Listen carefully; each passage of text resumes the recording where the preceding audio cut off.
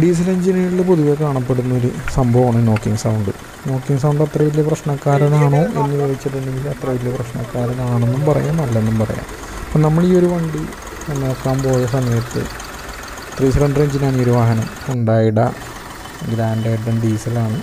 ഇതുപോലെ തന്നെ 1 ലാഖിനടുത്ത് കിലോമീറ്റർ ഓടിയിട്ടുണ്ട്. അപ്പോൾ നോക്കുന്ന സമയത്ത് അത്യാവശ്യം നല്ല രീതിയിൽ തന്നെ നോക്കിംഗ് സൗണ്ടും കാര്യങ്ങളൊക്കെ ഉണ്ടായിരുന്നു.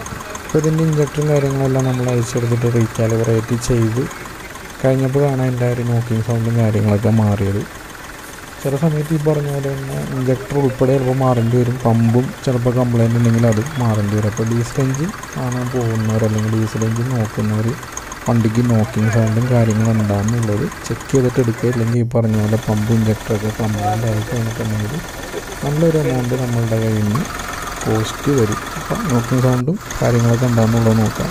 അപ്പോൾ ഈ ഒരു വീഡിയോയിൽ അത്ര ക്ലിയർ ആയിട്ട് നോക്കിംഗ് സൗണ്ട് കേൾക്കാൻ പറ്റുമെന്നുള്ളത് എനിക്ക് ഉറപ്പില്ല. കാരണം മൊബൈലിൽ ഷൂട്ട് ചെയ്യുന്നതാണ്. അപ്പോൾ അതിൻ്റെ ഒരു ക്ലാരിറ്റി കുറവും അതുപോലെ തന്നെ വോയിസിൻ്റെയൊക്കെ ഒരു ക്ലാരിറ്റി കുറവും കാര്യങ്ങളും ഉണ്ടാവും.